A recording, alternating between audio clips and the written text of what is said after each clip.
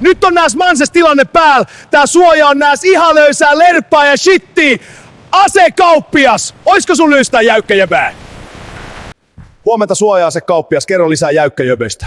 On tää sellaista kamaa, että oksat pois. Jäykkäjöpö on aikamoinen boss. Kilpailijat tarjoaa samaa rahaa 800-1000 grammasta. Tää on paljon vahvempaa. Ja lisäksi tää menee kartonkikierrätykseen, eli tästä maksetaan sulle. Päinvastoin kuin energiajakeeseen laitetusta tavarasta. Me ei pelleillä millään lerppuvirityksillä, mitkä pettää saman tien kuin vähän tuulee tai trukin kanssa ajelee ylitteet. Tää menee 1400 grammaa neliöt painava jäykkäjöpö. Kestää vaikka pommi. No ei pommi, mutta sun työmaan kolhut kuitenkin.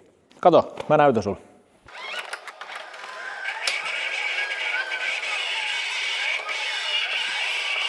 Ei tarvii epäillä kestääks. Kilpailijat voi ihan yhtä hyvin myydä vessapaperikin, ei ne mitään kestä. Tää kestää vaikka pommi.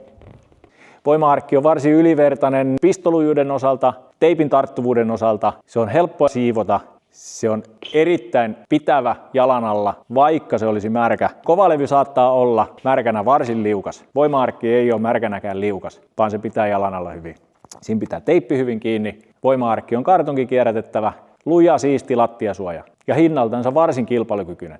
Nyt meidän valikoimassa on 2 eri voima-arkkia. Meillä on se aito alkuperäinen voima-arkki Crafti. Se on 1000 grammaa neliöpainoltaan noin 1,5 milliä paksu. Ja nyt uutuutena voima-arkki 1400 grammanen jäykkäjöpö noin 2 milliä. Tässä meillä on ollut nyt tämä uusi voima-arkki jäykkäjöpö testissä meidän lähettämön lattialla. Nämä on nyt 3. viikkoa. Nämä lattiasuojat tässä paikallaan. Tässä ajetaan päivittäin trukkien kanssa, mennään yli 1000 kilon lavojen kanssa edestakaisin, mennään pumppukärryjen kanssa, suhantaan paikallaan.